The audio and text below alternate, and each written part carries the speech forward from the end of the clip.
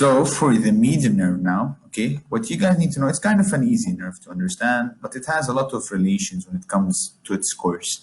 It starts off from the lateral and medial cord, as we know from the brachial plexus lecture, right? And then in the arm, now we're going to be talking about the arm relations, okay? As it goes down through the arm, right, here is the brachial artery, right?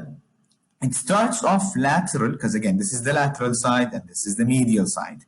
This nerve, this yellow thing that's sticking to the brachial artery is the median nerve. Can you see it? Median nerve, boom.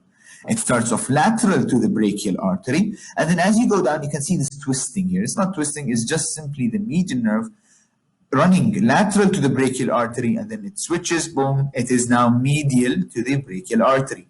And then it enters the cubital fossa, in which the median nerve is medial to the brachial artery and the biceps tendon. So therefore you could say this is why it was given the median nerve, median name, you know.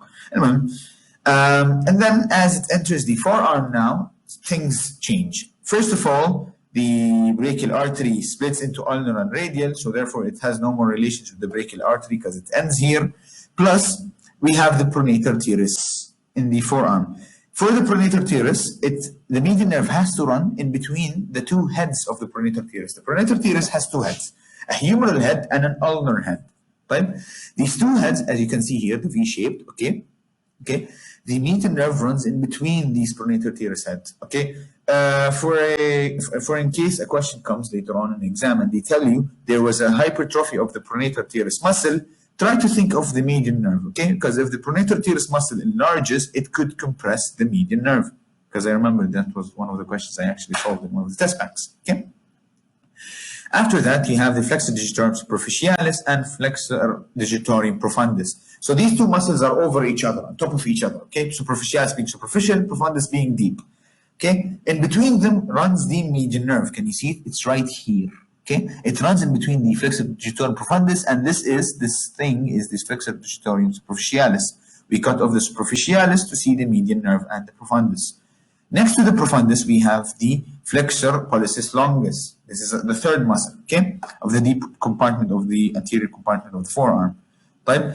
It has a root. Can you see this like road in between these two muscles? Okay, it has a nerve in between them. This nerve is called the anterior interossei nerve. This anterior interossei nerve, okay, runs in between these two muscles, and it's a branch of the median nerve. So you can see all these relations coming together in the forearm. That's why the median nerve is very important when it comes to the forearm. Finally, you should also know that the median nerve runs deep to the flexor retinaculum. Okay, and that's it for the median nerve. It's very easy. You have to know just these pinpoints of details that it has through its course, and it becomes, inshallah, easy. Thank you so much for listening.